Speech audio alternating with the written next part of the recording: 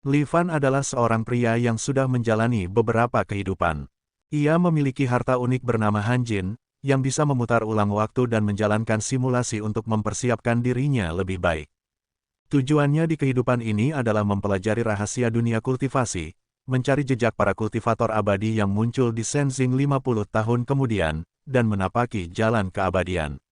Semua tindakannya, mulai dari menguasai wilayah, membangun pengaruh, sampai mengumpulkan informasi, dilakukan untuk mempersiapkan dirinya menghadapi dua kultivator itu dan memahami rahasia kultivasi yang selama ini tersembunyi dari manusia biasa. Di kota Zangjing, wilayah negara besar Shen, tepatnya di kediaman Grand Preceptor, Li Fan sedang merayakan ulang tahunnya. Meskipun usianya sudah tua, wibawanya masih sangat kuat. Banyak orang mengaguminya, terutama para wanita cantik. Selama lebih dari 50 tahun, Li Fan telah mengubah hidupnya dari seorang yang tidak memiliki apa-apa menjadi Grand Tutor yang kekuasaannya melampaui banyak orang di dunia.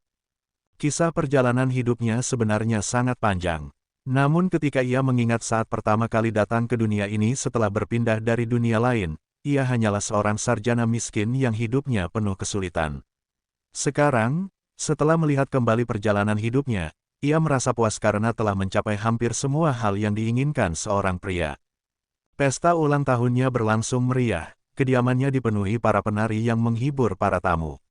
Musik yang meriah dan anggur berkualitas membuat suasana pesta semakin hidup. Namun pesta itu tiba-tiba terganggu ketika salah satu bawahannya datang dengan kabar yang mengejutkan. Orang itu melaporkan bahwa langit dipenuhi api yang jatuh seperti hujan, seolah menjadi pertanda dari langit, dan tampaknya benda itu sedang menuju ke arah kediaman mereka. Mendengar hal itu, Li Fan segera bergegas ke balkon untuk melihat sendiri apa yang terjadi. Dari sana ia benar-benar melihat api yang jatuh dari langit. Namun setelah diperhatikan lebih jelas, ternyata sumber api itu adalah dua sosok kuat yang sedang bertarung di udara. Semua orang yang melihat pemandangan itu terkejut, mereka menyaksikan makhluk yang tampak seperti dewa. Banyak orang langsung berlutut dan menyembah karena ketakutan. Namun Li Fan justru menyadari bahaya dari pertarungan tersebut, meskipun ia masih sulit percaya bahwa kultivator benar-benar ada di dunia ini.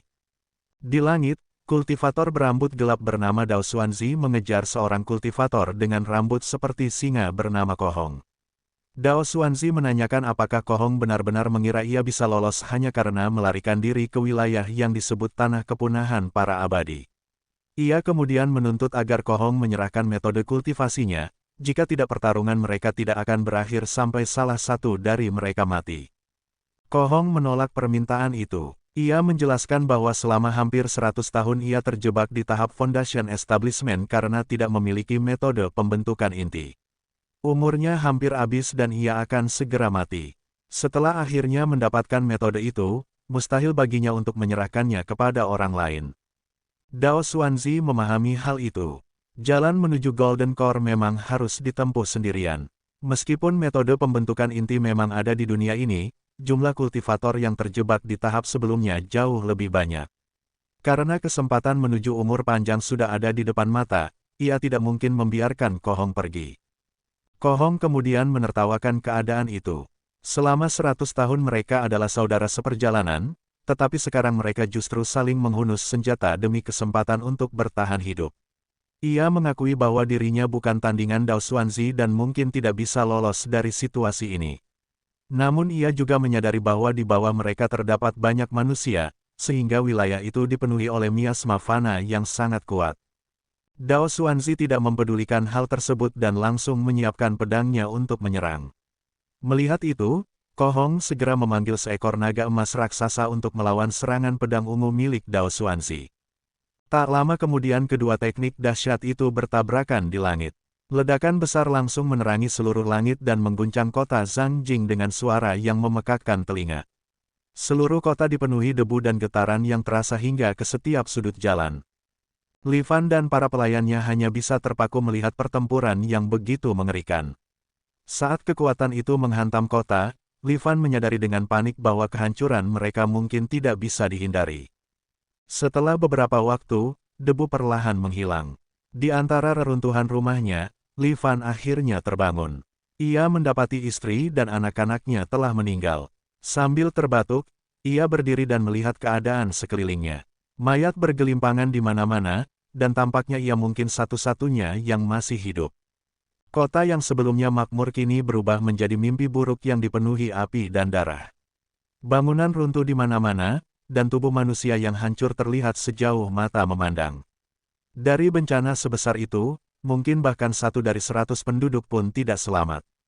Li Fan akhirnya berlutut di tengah reruntuhan dengan kemarahan yang besar. Ia kehilangan segalanya hanya karena 2 kultivator yang tiba-tiba muncul dari langit. Ia menarik napas panjang, lalu tertawa keras, dan merasa tidak percaya kalau kultivator bisa benar-benar ada di dunia ini. Sejak saat itu ia menjadi terobsesi mencari jejak jalan keabadian. Ketika akhirnya menjadi pejabat, ia menggunakan kekuasaannya untuk mencari segala kemungkinan tentang para abadi.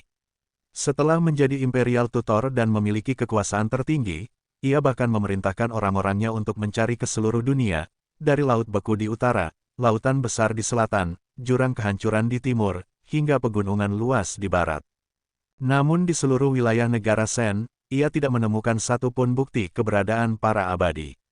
Setelah bertahun-tahun berlalu dan usianya semakin tua, ia bahkan mulai meragukan apakah 2 kultivator yang pernah dilihatnya itu benar-benar nyata.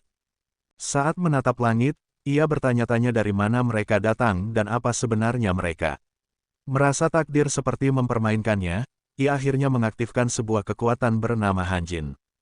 Sekejap kemudian, banyak teks bercahaya muncul di hadapannya. Di bagian bawah tertulis kalimat bahwa ketika yang benar menjadi palsu, maka yang palsu akan menjadi benar. Cahaya terang muncul ketika sistem Hanjin menyatakan bahwa proses pengisian telah selesai dan sebuah simulasi situasi saat ini telah dimulai. Li Fan kemudian ditanya apakah ia ingin kembali ke titik awal.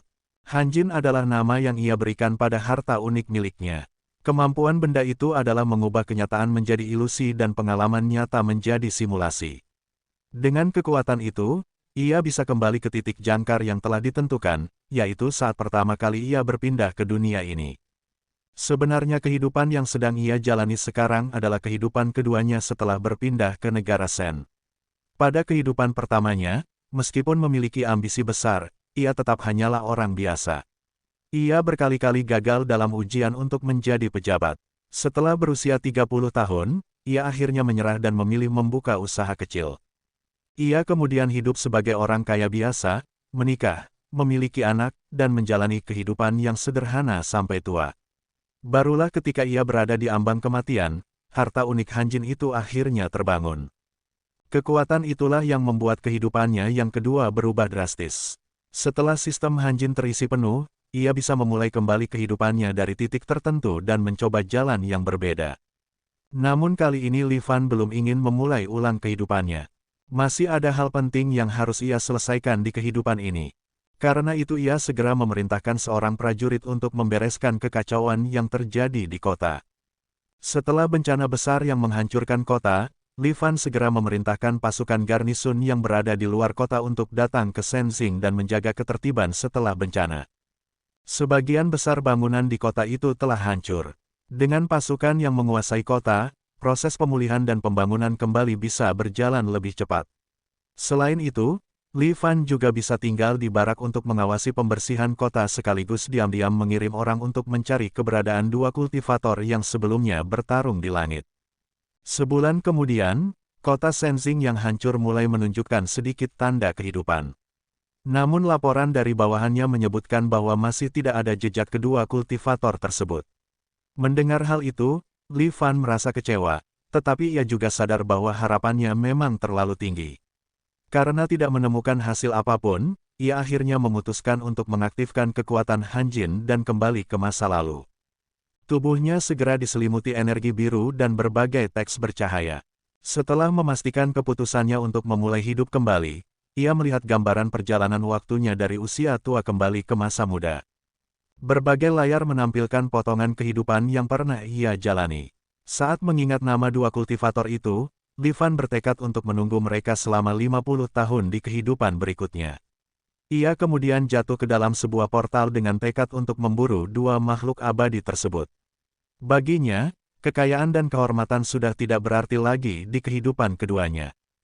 Tidak lama kemudian, sistem membawa Li Fan kembali ke titik awal kehidupannya. Pada tahun pertama setelah kembali ke masa muda, ia merasa sangat bersemangat hingga tingkahnya membuat keluarganya khawatir. Bibinya bahkan hampir memaksanya meminum air pengusir roh dari dukun desa. Setengah tahun kemudian, ia mengikuti ujian provinsi dan berhasil lulus, meskipun hanya menempati peringkat 30-an. Meski begitu, ia tetap berhasil menjadi seorang sarjana resmi dan membawa kehormatan bagi keluarganya. Pada tahun kedua, ia mengikuti ujian tingkat ibu kota dan kembali lulus. Dalam ujian istana, ia menunjukkan kemampuan yang sangat baik hingga mendapat peringkat kedua dan memperoleh gelar kehormatan. Setelah itu ia menggunakan hubungan yang dimilikinya di Shenzhen untuk mendapatkan jabatan sebagai magistrat di wilayah Jiangnan. Memasuki tahun ketiga, Li Fan mulai membangun kelompok orang kepercayaannya. Ia juga berhasil memproduksi sejumlah bahan peledak serta senapan matchlock. Pada tahun kelima, para pengungsi memberontak dan menyerang kediaman Pangeran Langya. Li Fan memimpin pasukan untuk menolong mereka dan berhasil menyelamatkan keluarga sang pangeran, sehingga pangeran sangat berterima kasih kepadanya.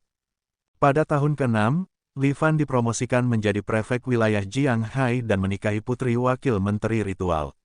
Setahun kemudian istrinya melahirkan seorang putra.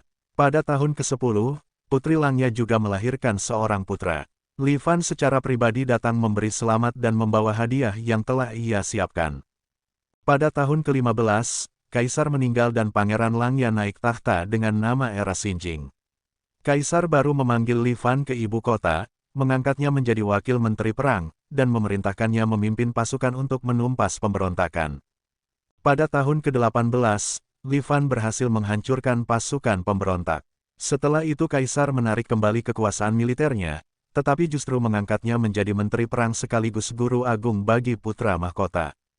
Pada tahun ke-20, Permaisuri tiba-tiba terlibat dalam kasus sihir. Kaisar Xinjing sangat marah dan mengurungnya di Istana Dingin. Putra mahkota diam-diam meminta bantuan Li Fan, dan ia segera menyetujuinya. Setelah melakukan penyelidikan rahasia, Li Fan berhasil menemukan orang yang menjebak Permaisuri dan membersihkan namanya. Namun Kaisar tetap tidak membebaskannya dari Istana Dingin. Pada tahun ke-25, Li Fan menerima kabar bahwa seseorang melaporkannya karena diam-diam mengunjungi Permaisuri di Istana Dingin. Pada tahun yang sama, Kaisar terbunuh saat melakukan perjalanan. Para pejabat kemudian membawa kembali Permaisuri dari Istana Dingin, dan putra mahkota naik tahta dengan nama Era Kongning. Pada tahun ke-26, Li Fan diangkat sebagai Grand Tutor sekaligus Sarjana Agung Dewan Kekaisaran, mencapai puncak kekuasaan sebagai pejabat. Ia memanfaatkan kesempatan itu untuk menyingkirkan lawan-lawan politiknya dan membangun kelompok kekuasaan sendiri di istana. Pada tahun ke-30, rakyat di seluruh negeri bahkan lebih mengenal Grand Tutor dibandingkan Kaisar. Pada tahun ke-31, Permaisuri janda melahirkan seorang putra. Pada tahun ke-38, Kaisar Kongning meninggal karena depresi. 2 tahun kemudian Permaisuri janda juga meninggal karena sakit. Pada tahun ke-45, istri Li Fan meninggal dunia. Setahun setelahnya, putra sulungnya juga meninggal karena penyakit. Hingga akhirnya pada tahun ke-50, 2 makhluk abadi datang dari jurang kehancuran dan menghancurkan kota Shenzhen. Li Fan hanya berhasil selamat dengan susah payah. Setelah simulasi itu berakhir, sistem memberi Li Fan 4 pilihan yang bisa ia pertahankan. Pilihan pertama adalah mengambil sebuah benda yang ia miliki selama simulasi. Pilihan kedua adalah mempertahankan tingkat kultivasi yang ia capai dalam simulasi. Pilihan ketiga adalah mewariskan ingatan simulasi kepada seseorang yang memiliki hubungan dekat dengannya. Pilihan terakhir adalah mengabaikan semua pilihan tersebut untuk mempercepat proses pengisian energi Hanjin. Li Fan sempat bertanya-tanya apakah semua yang ia alami barusan benar-benar nyata atau hanya ilusi yang terasa sangat nyata. Ia juga berpikir bahwa mungkin pada tingkat tertentu, perbedaan antara kenyataan dan ilusi sudah tidak lagi jelas. Setelah berpikir sejenak, ia memutuskan untuk fokus pada pilihan yang diberikan sistem. Ia menilai 2 pilihan pertama hanya berguna jika ia sudah berjalan di jalur kultivasi, sementara dalam kehidupan sebelumnya ia masih sepenuhnya manusia biasa. Pilihan ketiga juga terlalu berisiko karena ia tidak bisa benar-benar mengetahui kemampuan orang lain. Karena itu, ia akhirnya memilih pilihan keempat yang dianggap paling aman, yaitu mempercepat pengisian energi Hanjin. Selama 3 kehidupan yang ia jalani, Li Fan telah mengalami total 166 tahun kehidupan. Ia juga menyadari bahwa batas usia mentalnya kini telah meningkat menjadi lebih dari 1000 tahun. Hal itu terjadi karena seseorang yang membawa terlalu banyak ingatan bisa mencapai batas ketahanan mental tertentu. Jika beban ingatan terlalu besar, jiwa seseorang bisa hancur. Fenomena ini disebut erosi waktu. Namun batas mental itu akan meningkat seiring dengan kekuatan mental seseorang. Karena itu, Li Fan menyadari bahwa jika ia benar-benar menapaki jalan kultivasi, masalah tersebut tidak akan menjadi hambatan. Tujuan utamanya di kehidupan berikutnya adalah mempelajari rahasia kultivasi dari dua kultivator yang akan muncul 50 tahun kemudian di Sensing. Jika ia mempersiapkan diri lebih baik dari sebelumnya, mungkin ia memiliki kesempatan untuk menang. Selain senjata dan bahan peledak yang ia miliki, ia juga mempertimbangkan kemungkinan memanfaatkan miasma fana yang pernah disebut oleh para kultivator itu. Namun ia juga tahu bahwa ia tidak bisa hanya menunggu selama 50 tahun. Karena kedua kultivator itu datang dari jurang kehancuran di timur, ia berencana mengirim orang untuk menyelidiki bagian terdalam jurang tersebut terlebih dahulu. Di kehidupan sebelumnya, hal yang paling menakutkan baginya adalah hidup tanpa tujuan. Ia sering terbangun di tengah malam dari kamar permaisuri janda dengan perasaan kosong dan bingung. Ia sudah mencapai puncak kekuasaan manusia, sehingga tidak ada lagi tempat yang lebih tinggi untuk dituju. Bahkan jika ia menjalani kehidupan lain, kekuasaan dan kenikmatan dunia tetap tidak akan memberinya arti yang sebenarnya.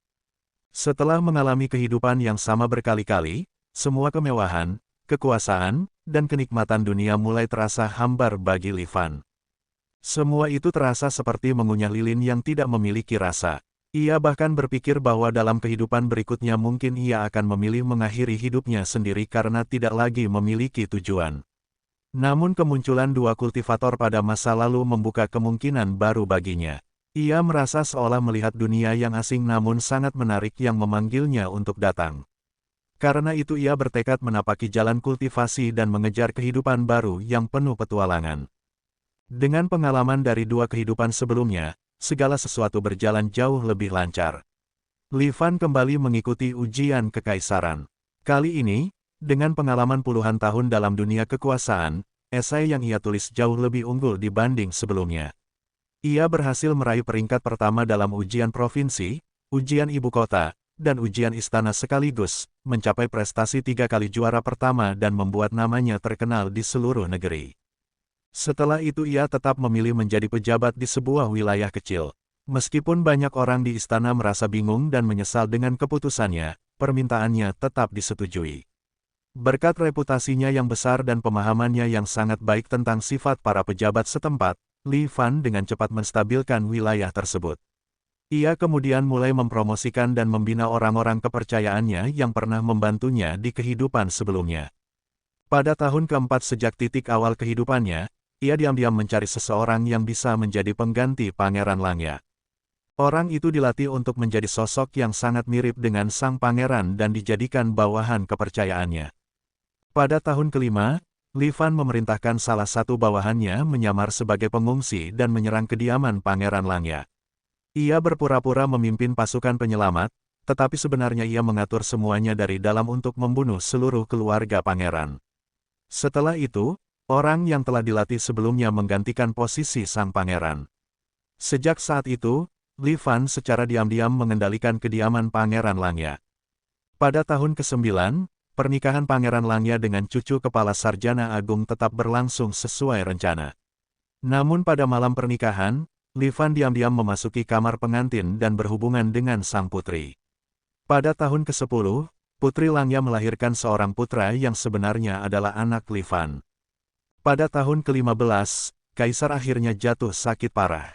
Setelah menerima perintah suksesi, Li Fan segera menuju ibu kota bersama orang-orang kepercayaannya. Ketika Pangeran Langya naik tahta, Li Fan dengan cepat menempatkan orang-orangnya di berbagai posisi penting di istana. Dengan bantuan rahasia dari Kepala Sarjana Agung, ia dengan mudah mengendalikan situasi politik. Pada tahun ke-20, setelah membantu putranya naik tahta, Li Fan secara resmi menjadi Grand Tutor dan keluar dari balik bayangan untuk kembali memegang kekuasaan besar atas negeri. Di bawah kendalinya, perkembangan negara Shen tidak berhenti, bahkan berjalan semakin cepat. Memasuki tahun ke-35 sejak titik awal kehidupannya, di kediaman Grand Tutor, Li Fan menanyakan kepada bawahannya tentang kabut yang menutupi jurang kehancuran di timur. Ia mendapat laporan bahwa kabut tersebut menghilang selama setengah hari setiap 15 tahun sekali. Bawahan yang mengenakan jubah itu juga menjelaskan bahwa kam pencari keabadian telah diperintahkan untuk berjaga di sekitar jurang tersebut siang dan malam. Beberapa hari sebelumnya mereka akhirnya menemukan petunjuk penting. Ketika kabut besar menghilang, terlihat cahaya samar dari dasar jurang. Dengan menggunakan teleskop, mereka melihat pemandangan aneh yang tampak terbalik. Meskipun setiap orang melihat detail yang sedikit berbeda, mereka semua menyaksikan ribuan gunung yang berdiri megah dengan bangunan besar tersembunyi di antara pegunungan tersebut. Mereka juga melihat kota-kota besar di dataran luas yang dipenuhi kehidupan dengan populasi lebih dari 1 juta orang. Bahkan ada sebuah kota yang melayang di langit dengan cahaya merah muda, dikelilingi berbagai makhluk langka yang terbang di udara. Setelah memastikan bahwa dua kultivator itu memang berasal dari jurang kehancuran, Li Fan bertanya apakah mereka telah menemukan cara untuk mencapai dasar jurang. Namun bawahannya menjelaskan bahwa berbagai metode telah dicoba, tetapi setiap kali mereka turun sampai kedalaman tertentu, mereka langsung dihancurkan oleh angin astral yang sangat kuat. Angin tersebut begitu mengerikan hingga bahkan baju zirah terkuat pun tidak bisa bertahan sesaat.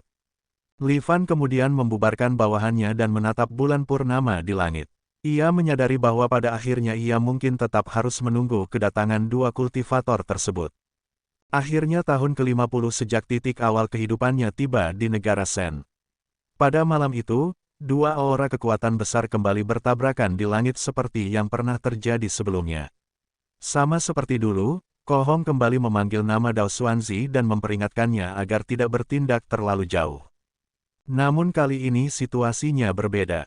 Tiba-tiba beberapa proyektil api ditembakkan ke arah mereka yang sedang bertarung.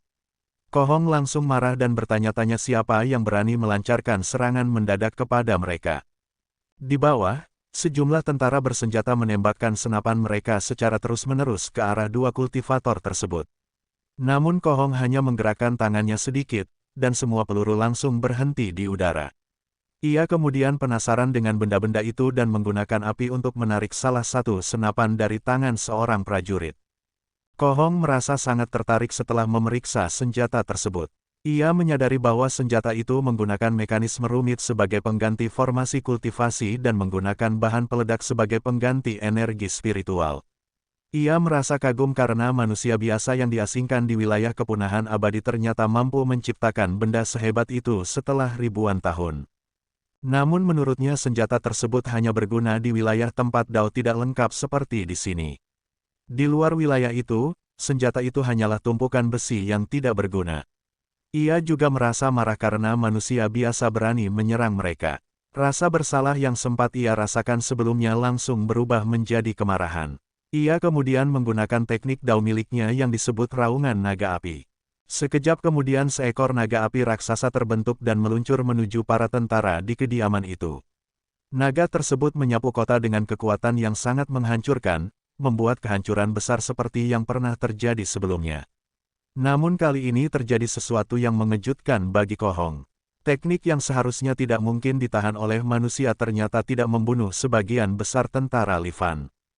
Pada saat itu Dao Xuanzi juga menyadari bahwa senjata para tentara telah dilumuri darah manusia. Ketika Ko Hong terkena pengaruh miasma fana abadi tersebut, kekuatan teknik Dao miliknya menjadi melemah. Hal ini menunjukkan bahwa musuh mereka sudah mempersiapkan semuanya sejak awal. Kini jelas bahwa sejak mereka tiba, mereka sebenarnya telah masuk ke dalam sebuah penyergapan. Karena tempat itu terasa aneh dan berbahaya, Dao Xuanzi menyarankan agar mereka segera pergi. Namun sebelum mereka sempat melarikan diri, sebuah suara memperingatkan bahwa jika mereka kabur, kabar tentang metode pembentukan inti yang mereka miliki akan langsung tersebar ke seluruh dunia kultivasi keesokan harinya.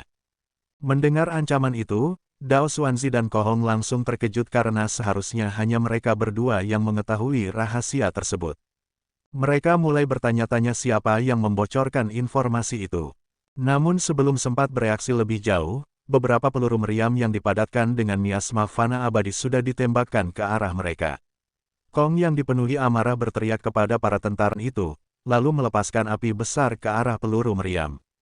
Dao Xuanzi segera merasakan bahaya dan mencoba memperingatkan Kong agar menghindar, tetapi semuanya sudah terlambat. Api Kong justru memicu semua peluru meriam meledak dan melepaskan mortal miasma. Langit malam di atas sisa kota langsung dipenuhi hujan merah dari kabut mematikan itu. Di antara reruntuhan, dua kultivator berdiri dikelilingi puluhan tentara bersenjata. Seorang tentara menyampaikan bahwa guru agung mereka memerintahkan agar nyawa keduanya diselamatkan jika mereka menyerah. Dao Anzi yang sempat terguncang langsung mencemooh tawaran itu. Namun sebelum ia sempat menyerang, ia melihat cincin penyimpanan milik Kohong melayang di depannya. Menyadari arti dari hal itu, Dao Anzi menoleh dengan wajah ngeri dan melihat temannya menyuruhnya pergi membawa cincin itu. Tak lama kemudian Kohong langsung mati. Sesaat setelah kematiannya, seekor naga emas besar keluar dari tubuhnya dan terbang ke langit malam di atas kota yang terbakar. Roh naga itu kemudian berubah menjadi sebuah cabang pohon yang melayang di udara. Diumumkan bahwa kultivator tahap Foundation Establishment bernama Kohong yang telah berkultivasi selama 205 tahun berhasil membangun fondasi Dao dengan objek mistis Chow Dragon Brand. Namun di tanah kepunahan abadi ia dikepung ribuan manusia dan terluka oleh mortal miasma. Kultivasinya langsung hilang dan umurnya hampir habis. Tubuhnya kini binasa dan Dao miliknya kembali ke langit. Seorang tentara kembali berbicara dan mengatakan bahwa guru agung mereka tidak berniat bertarung sampai mati. Jika Dao Anzi berhenti melawan maka nyawanya akan dijamin. Di tempat lain, Levan menyaksikan semua kejadian itu dengan ekspresi dingin. Saat Kohong mati ia merasa seperti mendengar suara aneh dari langit, tetapi hal itu tidak lagi penting karena menangkap dua kultivator itu tampaknya sudah tidak mungkin. Ia juga tidak menyangka mortal miasma begitu mematikan bagi para kultivator. Dao Anzi kemudian berdiri dan mengatakan bahwa ia tidak tahu siapa para tentara itu dan apa tujuan mereka. Namun mereka telah menjebaknya bersama saudaranya hingga Kohong mati dan Dao mereka hancur. Karena itu ia tidak akan pernah menerima keadaan ini. Ia juga mengecam dalang yang bersembunyi di balik tentara manusia dan bahkan menggunakan mortal miasma yang dibenci semua kultivator untuk membunuh saudaranya. Dengan mata penuh amarah hampir gila, ia mengingatkan semua orang bahwa mereka telah melihat objek mistis milik saudaranya. Sekarang ia mengajak mereka melihat miliknya.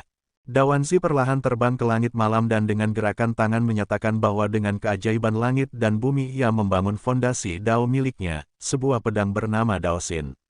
Ia kemudian mempersilakan semua orang menyaksikannya. Tiba-tiba sebuah pedang raksasa sebesar gunung turun dari langit dan menghantam sisa kota Sensing. Kehancuran besar pun tidak dapat dihindari. Melihat itu, Lean segera mengaktifkan kekuatan Hanjin dan kembali ke ruang simulasi virtual. Ia memegangi dadanya setelah merasakan sendiri kekuatan kultivator puncak tahap Foundation Establishment.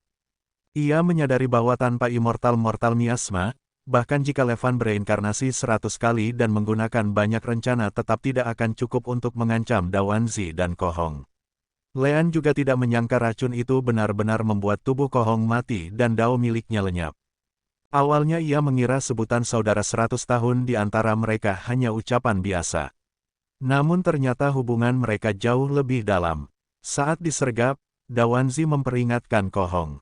Kohong yang tahu dirinya tidak bisa lolos dari kematian dengan rela menyerahkan metode pembentukan inti kepada Dao Anzi. Setelah melihat temannya mati karena penyergapan, Dao Anzi tidak bisa menerimanya dan memilih menyerang dengan teknik pedang yang menghancurkan kedua pihak. Semua itu menunjukkan bahwa persahabatan mereka benar-benar luar biasa. Lean juga teringat Dao Anzi pernah mengatakan bahwa jalan menuju Golden Core Dao adalah jalan yang harus ditempuh sendirian. Dari situ Lean menyimpulkan bahwa metode kultivasi mungkin memang tidak bisa dijalani bersama. Jika bahkan dua orang yang sedekat saudara harus berjalan sendiri, Lean pun penasaran seperti apa sebenarnya dunia kultivasi di luar sana. Namun apapun bahaya di depan ia tidak berniat mundur. Dengan bantuan sistem Hanjin, selama ia cukup berhati-hati seharusnya tidak ada situasi yang bisa menghentikannya. Dalam simulasi sebelumnya ia memilih menyerang keduanya sekaligus. Kali ini ia berpikir mungkin di masa depan ia bisa mencoba memenangkan salah satu dari mereka. Batas usia mental Lean kali ini hanya bertambah beberapa puluh tahun dan ia mulai mendekati batasnya. Jika dihitung dengan kehidupan sebelum berpindah dunia, Ini sudah kehidupan kelimanya. Jalan mencari keabadian memang sangat sulit. Ia berharap 50 tahun kehidupan barunya tidak akan terbuang sia-sia. Pada tahun jangkar ke-35 kehidupan barunya, Leon pergi ke Endless Ruinous Abyss. Dari simulasi sebelumnya ia tahu kabut tebal di tempat itu akan menghilang sekali setiap 15 tahun dan ia ingin melihatnya sendiri. Setelah menunggu cukup lama, kabut putih besar tiba-tiba meledak keluar dari jurang seperti air terjun yang mengalir ke langit. Angin besar itu berlangsung sekitar 1/4 jam sebelum kabut akhirnya benar-benar menghilang. Leon kemudian mengambil teleskop dan melihat ke dasar jurang. Menurut informasi yang ia miliki, pemandangan di dasar jurang berbeda bagi setiap orang yang melihatnya. Saat melihat melalui teleskop, ia hanya melihat jurang gelap dengan cahaya putih di tengahnya. Namun tiba-tiba pemandangan berubah menjadi reruntuhan dengan sebuah tulisan yang menyatakan bahwa jalan menuju keabadian telah mati. Leon terkejut dan bingung, ia bertanya-tanya apa yang sebenarnya terjadi di tempat itu dan pada dunia kultivasi. Pada tahun jangkar ke-15, Kohong kembali berteriak marah kepada Dawanzi seperti di kehidupan sebelumnya. Saat itu pasukan Levan menyerang dengan senapan, tetapi kali ini mereka hanya menyerang Kohong sambil mengatasnamakan Dawanzi. Kohong yang terkejut mencoba menahan peluru dan tidak mengerti bagaimana hal itu bisa terjadi. Ia mulai curiga apakah Dawanzi sudah mengetahui bahwa ia akan melarikan diri ke tanah kepunahan abadi. Ia pun menuduh Dawanzi sebagai teman yang hina. Namun Dawanzi sendiri sama terkejutnya dan tidak mengerti mengapa manusia-manusia di bawah menyerang Kohong atas namanya dan bahkan menggunakan racun itu. Ia menjelaskan bahwa mereka bukan bawahannya dan menyarankan agar mereka segera pergi dari tempat itu. Pada saat yang sama Levan berteriak dari bawah dan menanyakan mengapa Dawanzi mengingkari janjinya. Leon kemudian menjelaskan kepada Kohong tentang kesepakatan yang pernah ia buat dengan temannya. Ia mengatakan bahwa selama mereka membantu Dawani membunuh Kohong dan merebut metode pembentukan inti, ia akan memimpin klannya keluar dari tanah kepunahan abadi. Mendengar hal itu, Kohong langsung marah.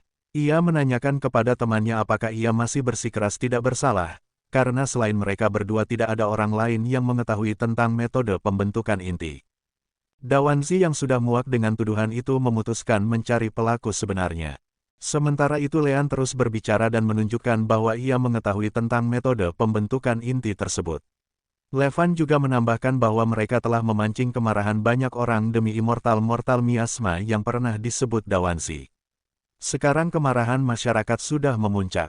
Jika sang kultivator tidak menepati janji dan membawa mereka keluar dari tanah kepunahan abadi, maka tidak lama lagi klan mereka akan musnah tanpa tempat pemakaman. Merasa jengkel dengan tuduhan yang memutarbalikkan keadaan, Dawanzi langsung menyerang ke arah yang ia kira sebagai posisi Leon.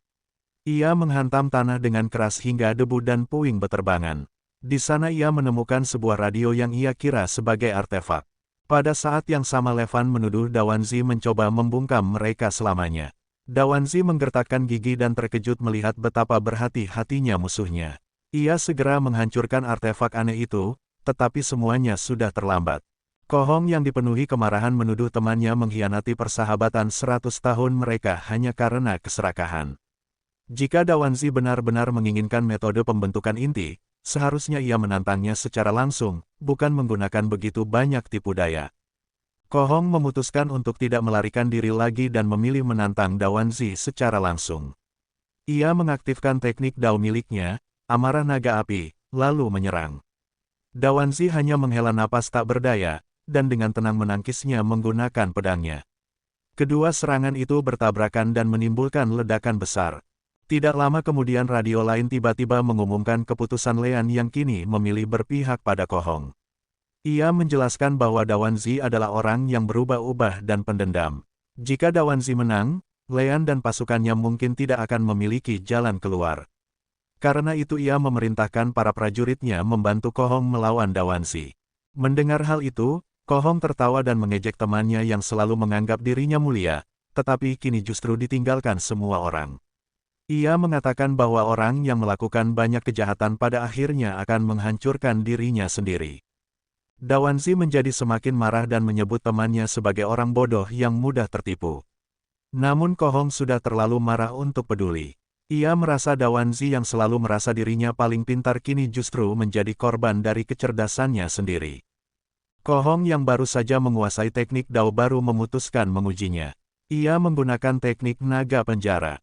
Sebuah sangkar api langsung mengurung Dawanzi.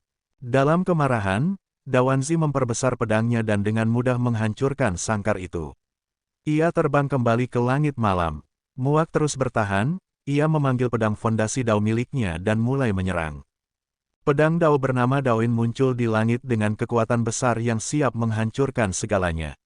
Kohong tidak tinggal diam. Ia menggunakan teknik transformasi naga miliknya dan memanggil tongkat naga Dao berbentuk naga emas untuk menghadapi pedang raksasa Dawanzi.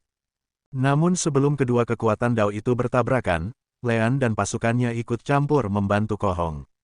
Mereka menyerang Dawanzi menggunakan bahan peledak yang dipenuhi mortal miasma.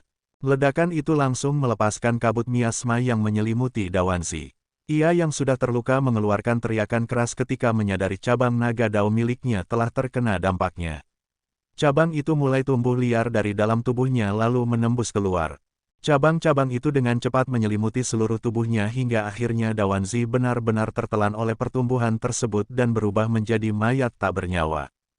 Seperti kematian Kohong di simulasi sebelumnya, sebuah suara mengumumkan bahwa kultivator tahap Foundation Establishment bernama Dawanzi yang telah berkultivasi selama 201 tahun telah membangun fondasi Dao menggunakan benda ajaib pedang berkarat Dawin. Namun di tanah kepunahan abadi ia bertarung dengan kultivator lain dan akhirnya terbunuh oleh Kohong. Kini tubuhnya telah binasa dan Dao miliknya kembali ke langit. Levan segera menyadari bahwa suara misterius itu juga pernah muncul saat Kohong mati sebelumnya. Ia kemudian mendekati Kohong dan memperkenalkan dirinya. Lean memberi salam dengan hormat dan memohon belas kasihan Kohong untuk menyelamatkan ribuan jiwa dari klannya. Kohong menyadari bahwa Lean adalah orang yang suaranya tadi terdengar dari segala arah. Ia mempertanyakan mengapa manusia biasa berani ikut campur dalam pertarungan antara para kultivator. Levan menjelaskan bahwa ia hanya mencari kesempatan untuk bertahan hidup. Jika Dawanzi menang, klannya pasti akan musnah. Kohong merasa alasan itu keras, lalu Levan mengingatkannya tentang janji Dawanzi untuk membawa mereka keluar dari tanah kepunahan abadi. Namun Kohong menjelaskan bahwa selama 100 tahun Dawanzi memang selalu terlihat seperti orang yang menepati janji. Kenyataannya ia tidak memiliki prinsip dan bahkan menipu manusia biasa. Ia juga menjelaskan bahwa formasi pemutus keabadian besar di jurang kehancuran sangat berbahaya bahkan bagi para kultivator.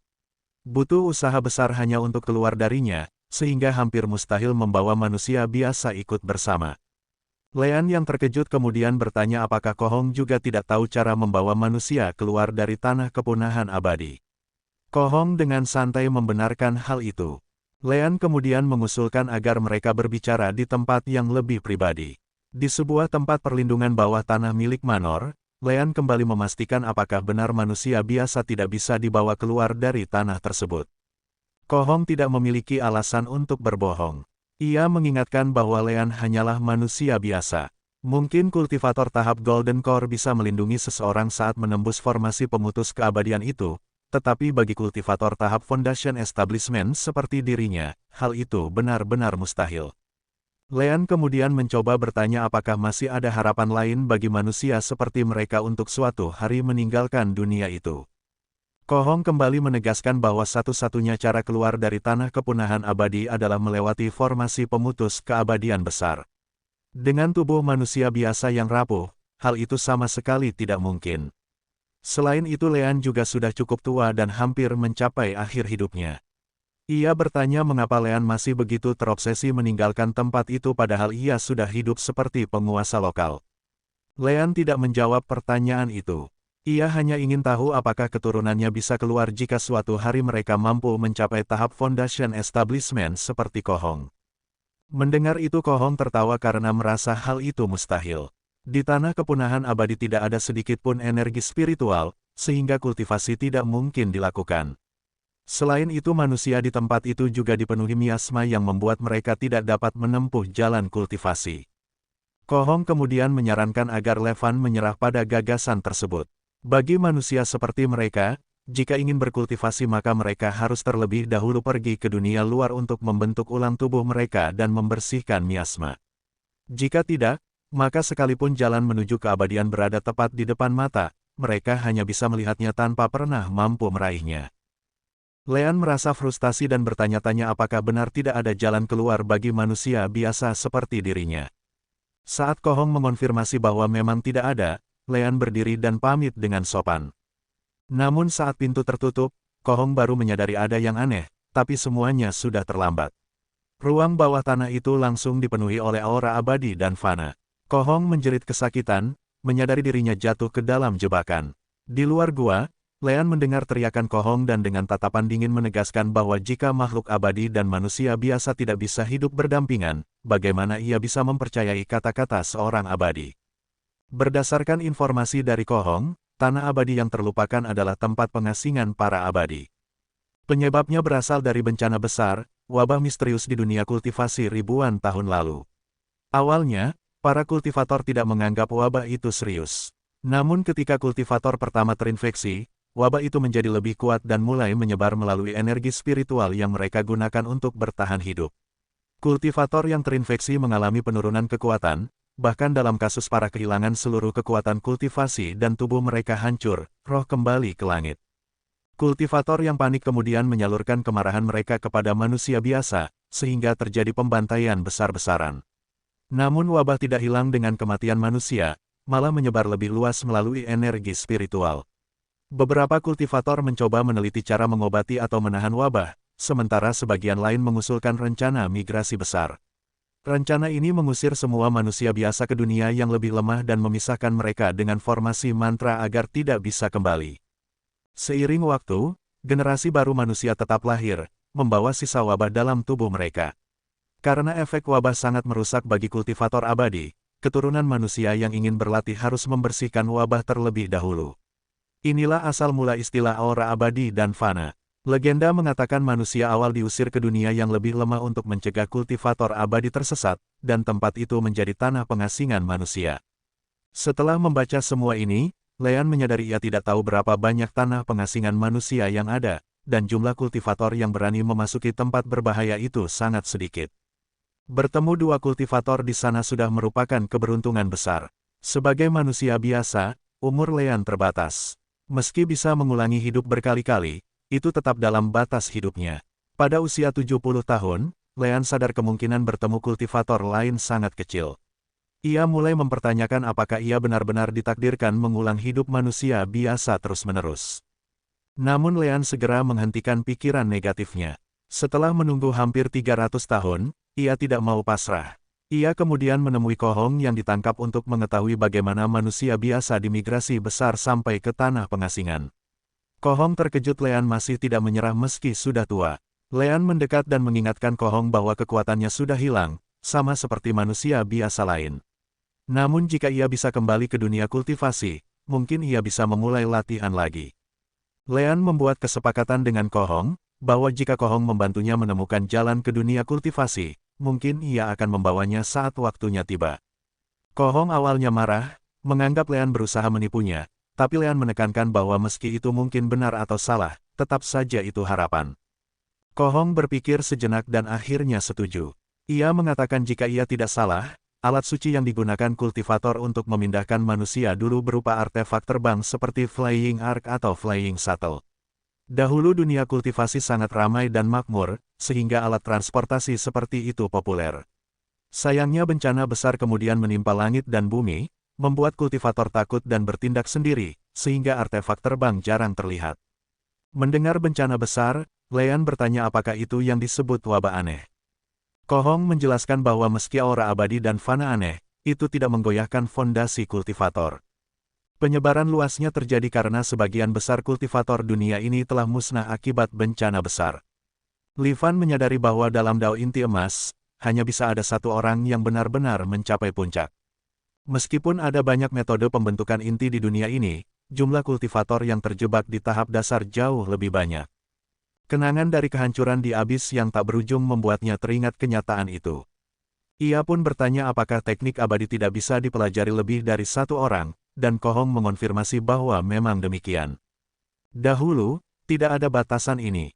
Banyak sekte kultivasi besar menerima murid dengan tangan terbuka, mengajarkan ilmu mereka, dan memungkinkan murid bertanya pada guru jika menghadapi kesulitan. Murid juga bisa berlatih bersama dan bertukar pemahaman dengan sesama yang mempelajari metode yang sama. Dunia kultivasi saat itu tampak hidup dan megah, sampai suatu hari efisiensi latihan para kultivator turun drastis. Mereka merasakan keterhubungan di hati, mengetahui berapa banyak orang yang sedang mempelajari metode yang sama. Mereka menyadari fakta mengerikan bahwa semakin banyak orang mempelajari metode yang sama, semakin rendah efisiensi latihan masing-masing. Banyak kultivator gagal meningkatkan kekuatan sedikit pun. Saat usia mereka hampir habis, kemarahan dan niat membunuh mulai muncul di hati. Guru dan murid, saudara sekte, semua bisa menjadi musuh dalam sekejap. Bencana besar pun melanda dunia kultivasi, dan siapapun yang mempelajari metode yang sama menghalangi jalan asli menuju Dao, sehingga pertarungan sampai mati pun terjadi. Bahkan kultivator yang bersembunyi di pegunungan atau tempat rahasia tidak bisa lolos karena mereka bisa merasakan keberadaan satu sama lain. Karena teknik abadi tidak bisa dipelajari lebih dari satu orang, Li Fan ingin tahu bagaimana kondisi dunia kultivasi sekarang. Ko Hong menjelaskan bahwa saat ini pilihan untuk berlatih sangat terbatas. Satu cara adalah bergabung dengan aliansi Myriad Immortals, yang merupakan kumpulan kultivator untuk bertukar metode dan sumber daya dengan poin kontribusi. Poin diperoleh dengan menyelesaikan misi atau berdagang. Pilihan kedua adalah Dewan 5 Tetua, organisasi yang didirikan oleh 5 kultivator kuat dengan pengaruh besar. Siapapun yang punya bakat bisa bergabung, tapi harus menandatangani kontrak dan melayani Dewan selama waktu tertentu. Meskipun terdengar seperti metode kultivasi tidak langka, Ko Hong menjelaskan bahwa metode yang didapatkan cara ini selalu tidak lengkap. Metode ini baru dikompilasi oleh kekuatan besar, sehingga puncak ki kondensasi sudah menjadi batasnya. Untuk maju lebih jauh, seorang kultivator harus mengganti metode. Hal ini berlaku juga untuk tingkat di atas dasar. Li Fan bingung, karena mengganti metode setiap kali mencapai tingkat baru seolah menghapus semua usaha sebelumnya. Ko Hong menjelaskan bahwa setiap kultivator mempelajari fragmen dari kitab suci primordial tertinggi. Kitab ini bukan metode, tapi teknik rahasia yang memungkinkan kultivator membubarkan kekuatan mereka sementara tanpa kehilangan banyak, lalu dengan cepat mengejar kembali tingkat sebelumnya. Li Fan terkejut karena metode ini sangat praktis, memungkinkan kultivator menerima pergantian metode terus-menerus. Ko Hong menghela napas lagi, menyadari Li Fan benar, tapi metode sejati sangat sulit didapat. Temannya, Dawanzi, meninggal tanpa mengetahui alasan sebenarnya mengapa ia merebut metode itu, karena itu bukan sekadar metode pembentukan inti, tapi metode sejati yang bisa langsung menuju tingkat jiwa abadi. Setelah itu, Ko Hong mengenalkan Li Fan pada pengetahuan umum dunia kultivasi, seperti bagaimana kematian kultivator bisa memicu fenomena langit. Ia juga menyebut rumor bahwa ribuan tahun terakhir, manusia dari tanah pengasingan abadi diam-diam kembali ke dunia kultivasi, meski tanpa bukti konkret. Li Fan menekankan bahwa di balik rumor pasti ada kebenaran. Selama ada secercah harapan, ia tidak akan menyerah. Ko Hong heran bagaimana Li Fan yang sudah tua masih begitu gigih. Li Fan tidak bisa mengungkap rahasianya, tapi meyakinkan Ko Hong bahwa jika ia dibantu menemukan jalan ke dunia kultivasi, ia tidak hanya akan membebaskannya, tapi juga mengembalikan semua milik Ko Hong dan Dawanzi, termasuk metode sejati jiwa abadi. Ko Hong kaget dan bertanya apakah Li Fan serius. Setelah diyakinkan, ia segera setuju membantu, berjanji akan melakukan yang terbaik. Dengan bantuan Ko Hong, Li Fan mengumpulkan buku sejarah dan catatan dari seluruh dunia, mencari petunjuk tentang era migrasi besar dari fragmen catatan kuno. Bersamaan dengan itu, ia mengerahkan pasukan untuk menggali makam kuno dalam skala besar, mencari jejak atau petunjuk apapun. Meski hal ini membuat rakyat murka dan pejabat terus mengirim petisi untuk menegur, Li Fan menekan semuanya dengan paksa. Li Fan menyadari bahwa sejak era migrasi besar sudah terlalu banyak waktu berlalu, dan sisa umur yang dimilikinya di dunia ini terlalu singkat. 16 tahun kemudian, ia keluar dari ruang rahasia bawah tanah, mengetahui dengan pasti bahwa akhir hidupnya dalam simulasi ini semakin dekat. Tubuhnya yang kini lemah seperti lilin yang bisa padam kapan saja, dan ia belum menemukan kapal Jack. Sebelum hidupnya berakhir, ia memutuskan untuk memeriksa barang-barang dalam cincin penyimpanan milik Koh. Saat membuka ruang penyimpanan, ia menemukan gulungan kitab Jade Cosmos Golden Chapter yang berisi metode kultivasi tingkat jiwa abadi. Saat ini, tidak ada kultivator lain yang menggunakan metode itu, membuat Li Fan hanya bisa merasa kasihan pada nasibnya. Bersama gulungan itu, terdapat pedang berkarat daun. Menurut Kohong, setelah seorang kultivator meninggal, benda ajaib yang dimiliki kehilangan keajaibannya karena tubuh kultivator lenyap dan Dao ikut menghilang. Namun, sesuatu yang mengejutkan terjadi. Sistem Huan Lifan mendeteksi pedang berkarat dawian sebagai benda yang bisa diisi ulang, meskipun kondisinya rusak. Sistem menanyakan apakah ia ingin mengisi ulang pedang tersebut. Saat Lifan memilih iya, proses pengisian dimulai dengan 1 poin jangkar. Berdasarkan informasi dari sistem Hanjin, ketika progres pengisian mencapai 100%, poin jangkar kedua akan terbuka, dan di masa depan, segala sesuatu akan tervirtualisasi. Ia juga bisa memilih untuk memulai ulang dari salah satu poin jangkar.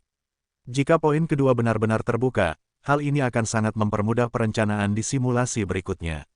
Meskipun benda ajaib jarang ditemukan, dunia kultivasi sangat luas, sehingga pasti masih ada banyak benda lain. Selama Lifan bisa keluar dari tanah pengasingan abadi, ia juga bisa bebas dari keterbatasan manusia biasa. Lifan menutup cincin penyimpanan, menyadari bahwa selain beberapa batu roh standar, tidak ada barang lain yang berharga. Dengan sedikit rasa enggan, ia mengakhiri simulasi hidupnya dan mengaktifkan Hanjin untuk kembali ke ruang simulasi virtual. Sistem memberinya pilihan untuk mempertahankan 1 dari 4 opsi. Meskipun opsi sama seperti sebelumnya, kali ini pilihannya berbeda. Saat ia memutuskan untuk mempertahankan 1 item, semua barang dalam cincin penyimpanan muncul di depannya. Meskipun menyesal tidak bisa mempertahankan semua barang, ia memilih gulungan metode kultivasi tingkat jiwa abadi. Ternyata, metode itu langsung terikat padanya dan permanen tersimpan dalam sistem Truth Returning. Setelah terkejut sebentar, senyum licik muncul di wajah Lifan. Perkembangan ini membuka banyak kemungkinan untuk perencanaan di simulasi berikutnya. Di kehidupan ini, tindakan Lifan memerintahkan penggalian besar-besaran makam kuno untuk menemukan jalan ke dunia kultivasi sangat mengejutkan dan menimbulkan perlawanan meskipun ia mengendalikan istana dengan kuat. Namun di kehidupan berikutnya, jika ia mulai merencanakan dari awal 20 tahun sebelumnya, mungkin ia bisa mengubah pandangan seluruh dunia. Waktu terus berjalan, dan kehidupan ke-6 Lifan dimulai. Dengan pengaruh halusnya, banyak perubahan kecil terjadi di dunia. Pada tahun jangkar kelima, sebuah sekolah kuno muncul tiba-tiba dan membawa beberapa kitab kuno ke ibu kota untuk diperlihatkan pada kaisar. Keindahan kitab itu mengguncang seluruh negeri. Kitab-kitab itu berjudul Cheng Wei and Virtue, Southern Flower, The Analects, dan The Great Learning. Pada tahun jangkar ke-6, kaisar jatuh sakit parah dan dirawat di tempat tidur. Semua tabib kehabisan akal. Sekolah kuno kemudian memberikan ramuan, dan kaisar yang hampir meninggal meminumnya. Beberapa hari kemudian, kaisar sembuh sepenuhnya. Pada tahun jangkar ke-11, prefektur Yang Huai menangkap lebih dari 100 perampok makam. Lifan sebagai pejabat setempat tidak bertindak sendiri, melainkan mengirim petisi ke Xinjiang City untuk mendapat keputusan kaisar. Sebulan kemudian, para perampok dijatuhi hukuman sebagai budak dan dikirim ke ibu kota, bukan hukuman mati. Pada tahun jangkar ke-15, kaisar jatuh sakit lagi dan berusaha memperpanjang umur dengan pil abadi. Ia mengerahkan lebih dari 100.000 pasukan menggali makam kuno untuk mencari pil itu, namun gagal dan meninggal dengan penyesalan. Tren pencarian makam kuno semakin meluas. Sebelum wafat, kaisar melepaskan tahta kepada Pangeran Langia, dan Lifan sekali lagi diam-diam mengendalikan dunia. Pada tahun jangkar ke-23, setelah penggalian makam kuno, potongan sejarah hilang mulai tersusun kembali, mengungkap dinasti bernama Qi. Lifan segera menawarkan hadiah bagi siapapun yang menemukan makam dinasti Qi, menjanjikan gelar tinggi. Pada tahun jangkar ke-25, makam kaisar pertama dinasti Qi, Eing, akhirnya ditemukan. Setelah semua rintangan dilalui, Lifan memasuki bagian dalam makam bersama pengawalnya. Dalam sebulan lebih, lorong utama makam berhasil digali. Lorong itu membentang ratusan meter dengan dinding dihiasi mural hidup yang masih terlihat jelas meski sudah 1000 tahun berlalu. Lifan dan pasukannya tiba di ruang utama makam, yang tinggi 40-50 meter dengan panjang dan lebar ribuan meter. Langit-langitnya meniru susunan bintang, dihiasi puluhan ribu mutiara bercahaya. Puncak-puncak gunung menjulang satu persatu, terbenam di lautan awan yang anehnya tetap diam di dalam ruang makam dan tidak pernah bergerak meski ribuan tahun telah berlalu. Jalur-jalur tak terlihat menghubungkan puncak-puncak gunung itu, dan setiap orang yang melintas terkagum-kagum dengan keajaiban ini. Lifan pun terpukau, yakin bahwa ini adalah karya seorang immortal sejati. Di puncak tertinggi berdiri sebuah gubuk sederhana, namun tanah di sekitarnya kering dan tak subur.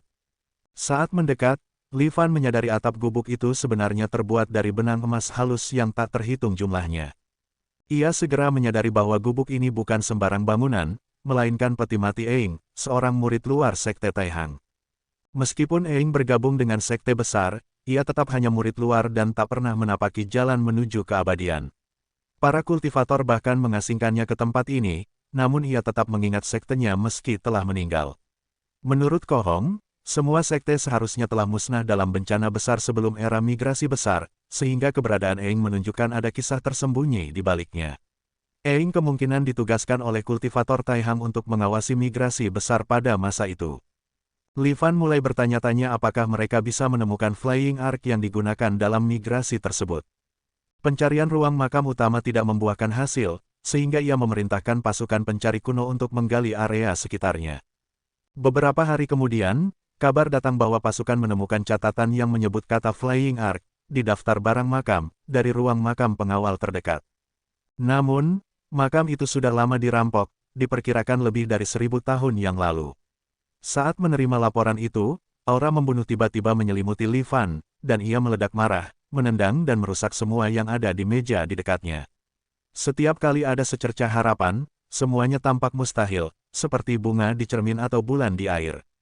Setelah melampiaskan amarahnya, Li Fan mengumumkan hadiah baru untuk siapapun yang menemukan petunjuk tentang Immortal Ark, menjanjikan gelar tinggi. Pada tahun jangkar ke-35, pasukan pencari kuno menemukan makam seorang immortal. Beberapa hari sebelumnya, sekelompok orang yang menggali makam biasa terluka parah oleh kekuatan misterius dan banyak yang tewas. Pasukan pencari kuno, meski terdiri dari veteran berpengalaman, tidak berani gegabah.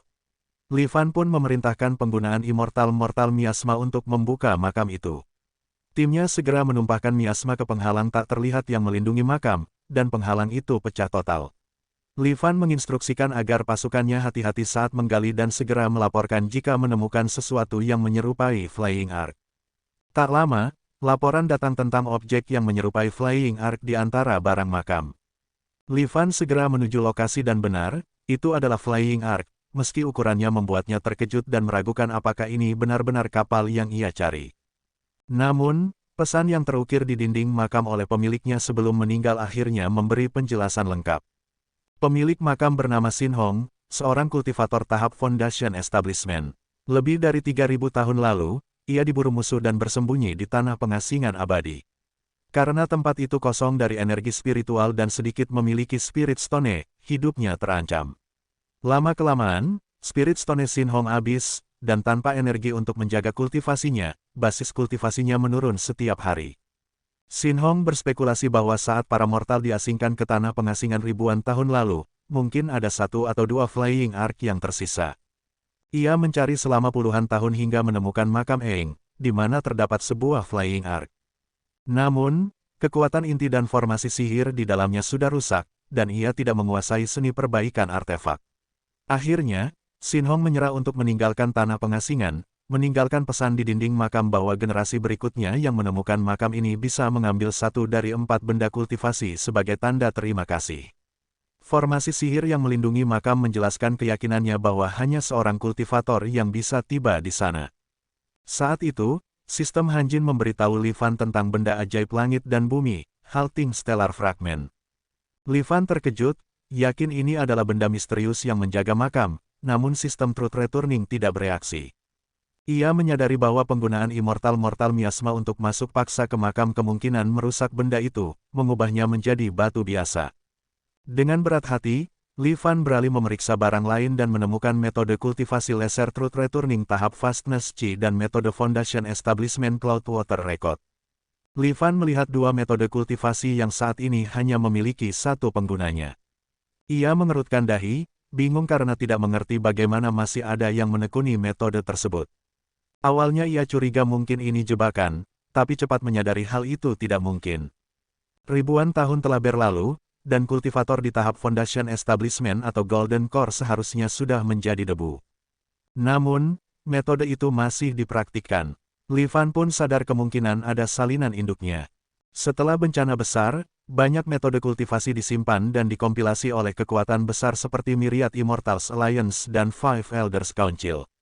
Jika sebuah metode tidak dipraktikkan oleh siapapun, kekuatan besar ini akan mengeluarkannya kembali agar bisa diambil. Artinya, selama 3000 tahun terakhir, metode itu mungkin sudah berpindah tangan berulang kali. Li Fan menggerutu, menyayangkan kondisi dunia yang penuh kepalsuan. Dengan perasaan puas yang hampir mengguncangnya, Li Fan memilih item ketiga, Taihang Arc. Setelah ribuan tahun berpindah tangan, Arc itu kini ada di tangannya, sekaligus mewujudkan keinginannya yang telah menunggu berabad-abad. Meskipun Arc itu rusak, Li Fan tidak khawatir. Xin Hong gagal memperbaikinya, dan Li Fan tahu ia pun tidak bisa, namun ada seseorang yang mampu melakukannya. Adegan kemudian berpindah ke tahun jangkar ke-50. Malam itu kembali terjadi situasi yang familiar. Sebelum Ko Hong dan Dawanzi menyelesaikan pembicaraannya, Li Fan menghentikan mereka, mempertanyakan apakah sebuah core formation method layak dipertaruhkan nyawa. Kedua kultivator itu terkejut, bertanya-tanya siapa mortal arogan yang berani bicara begitu.